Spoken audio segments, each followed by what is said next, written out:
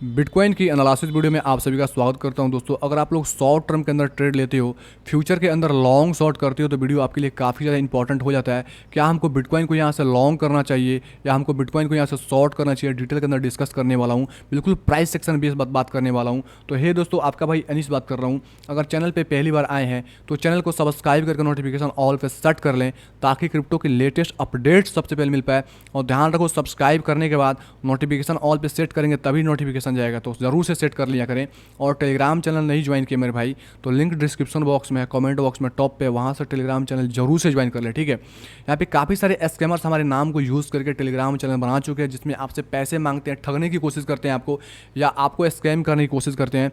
तो इसीलिए आपको बोलता हूँ कि डिस्क्रिप्शन बॉक्स से ज्वाइन करें, क्योंकि सर्च करके ज्वाइन करेंगे तो आप फेक ग्रुप में भी जा सकते हैं, ठीक है। अब चलता हूँ मेन पॉइंट बिटकॉइन के चार्ट की तरफ, ठीक है। अब आप सभी को पता है, अगर आप हमारे पुराने व्यूअर होंगे, ठीक है, हमको देखते होंगे आप, तो आपको पता है कि बेसिकली ये जो हमारा लेवल है एसआर फ्लिप एरिया, और इस लेवल के पास जब भी प्राइस आई है तो यहाँ से एक मूवमेंट देखने को मिला है। इसके नीचे गई है मेरे भाई तो एक अच्छा खासा फॉल मिला है। जब भी दोस्तों दोबारा से प्राइस गई है तो यहाँ से एक रेजिस्टेंस लेके अगेन से दोस्तों प्राइस के अंदर फॉल आई है। फिर से दोस्तों प्राइस गई है तो इसी लेवल को ब्रेकआउट किया है। ब्रेकआउट करने के बाद यहाँ पे पुल बैक कंफर्म किया है। फिर प्राइस के अंदर एक मूवमेंट आई है। नेक्स्ट टाइम प्राइस है तो यहीं से दोस्तों फिर से सपोर्ट लिया। फिर से प्राइस दोस्तों प्राइस यहाँ से ऊपर जब गई, जब तीसरे टाइम प्राइस यहाँ से जब डाउनफॉल होकर आई तो यहाँ पे आके सपोर्ट लिया, और उसके बाद प्राइस के अंदर एक अच्छा खासा स्पाइक आपको यहाँ तक देखने को मिला। जब प्राइस दोस्तों घूम के आई तो फिर से इसी लेवल के आसपास जाके कंफ्यूजन क्रिएट किया। मतलब ये जो लेवल निकल के आता है मेरे भाई प्रीवियस टाइम के हिस्ट्री के हिसाब से, बेसिकली एसआर फ्लिप एरिया, और जब भी इस प्राइस के पास आती है प्राइस के अंदर तो एक अच्छा खासा आपको पॉज देखने को मिलता है, उसके बाद एक मोमेंटम देखने को मिलता है, ठीक है। अब इसको थोड़ा सा डिटेल के अंदर कवर करेंगे ताकि आपको समझ में आए। अगर चार्ट को थोड़ा सा इसको जूम करेंगे तो आपको बताने की कोशिश करूंगा मेरे भाई।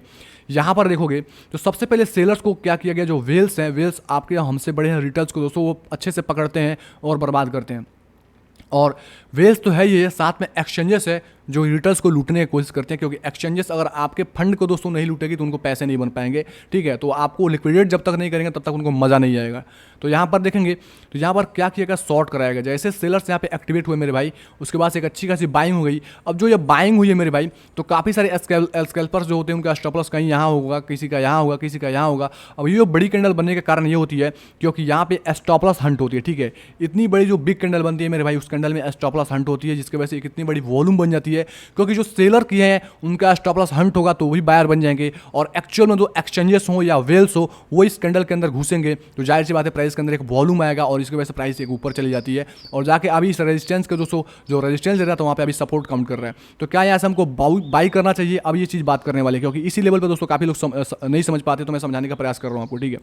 अब चार्ट को समझाने के लिए थोड़ा सा और जूम करूँगा और इस तरीके से करूँगा। अब यहाँ पर दोस्तों देखेंगे तो कल के दिन यूएस का मार्केट के अंदर आ जाओ। अब यूएस का मार्केट कल के दिन अच्छा खासा स्पाइक हुआ। जिस प्रकार से यूएस के मार्केट के अंदर स्पाइक हुआ, वैसे बिटकॉइन के अंदर मोमेंटम नहीं आई। यूएस का मार्केट यहाँ पर देखेंगे तो लगभग 1% से ज़्यादा का स्पाइक किया, और बिटकॉइन देखेंगे तो दोस्तों यूएस का मार्केट 1% का स्पाइक करता है, तो कम से कम बिटकॉइन के अंदर 3% लेके 5% का तो स्पाइक आनी चाहिए। लेकिन बिटकॉइन के अंदर देखेंगे तो अच्छी खासी एक मोमेंटम कल के अंदर नहीं आई। बिल्कुल ये वाली कैंडल रेड कैंडल में तब्दील हुई। हमने कल के दोस्तों मार्केट को देख रहा था, और कल के वीडियो के अंदर भी चर्चा भी किया था कि अगर दोस्तों यहाँ पे सपोर्ट नहीं लेती है, क्योंकि यही एक लास्ट होप है, तो प्राइस यहाँ से डाउनफॉल करके इजीली दोस्तों 15,900 तक जा सकती है।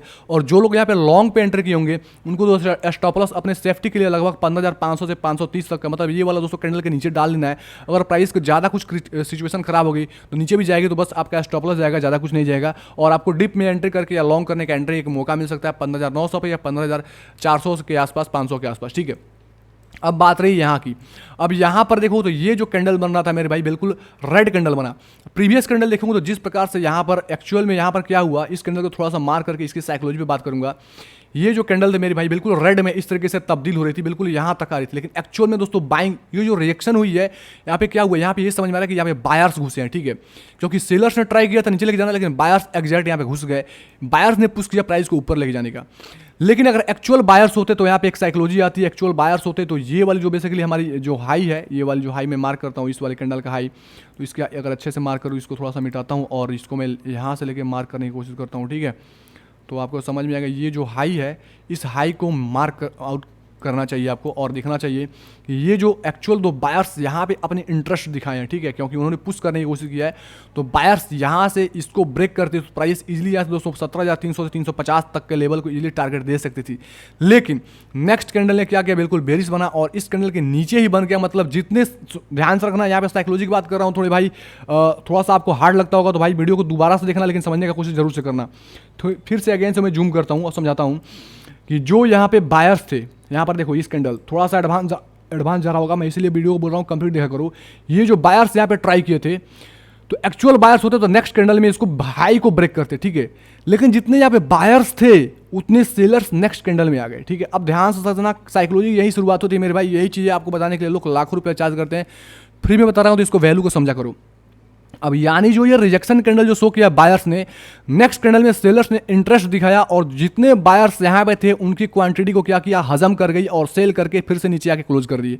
और बायर्स अगेन से ट्राई कर रहे हैं, लेकिन ये बायर्स दोस्तों अभी भी उतने स्ट्रांग नहीं है जितने सेलर्स यहाँ पे है, ठीक है। अब आपको समझ में आ गया कि प्राइस यहाँ से क्या कंफ्यूजन क्रिएट कर रही है। अब नेक्स्ट चीज आते हैं अब यहाँ पे यूएस के मार्केट के अंदर। तो यूएस का मार्केट में आपको समझ में आ रहा होगा कि अगर आप हमारा पुराने व्यूअर होंगे तो आपको समझ आता है कि बेसिकली ये हमारा क्या है, एसआर फ्लिप एरिया। जब भी दोस्तों प्राइस यहाँ कहीं आई है तो एक मोमेंटम मिला है, सपोर्ट लिया तो बाउंस आया, रेजिस्टेंस लिया तो फॉल आया है, ठीक है, रेजिस्टेंस लिया तो फॉल आया, फिर से दोस्तों ब्रेकडाउन करके इसी लेवल को ब्रेकडाउन किया, फिर से रिट्रेसमेंट किया, यहाँ पर पुलबैक लिया यहाँ पर और अगेन से फॉल आया।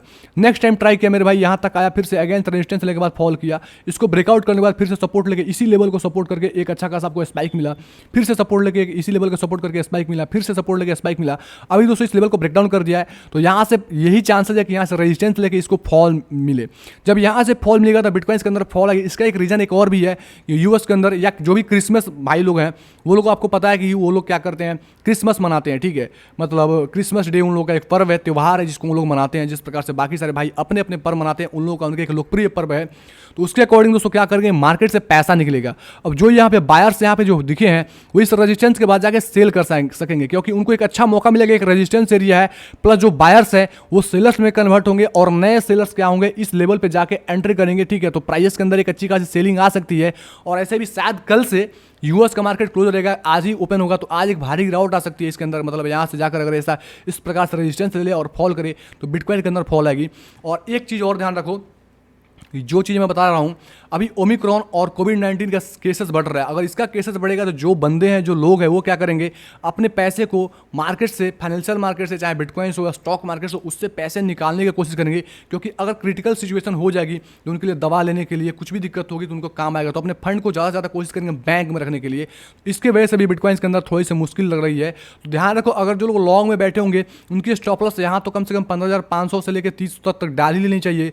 ज़्यादा कुछ क्रिटिकल सिचुएशन होगी तो प्राइस फॉल आएगी तो 15,900 या 15,400 से 500 के पास हमको एक एंट्री का मौका मिल सकता है। लेकिन अभी मार्केट के अंदर बताऊं तो कोई भी एंट्री का मौका नहीं मिलेगा।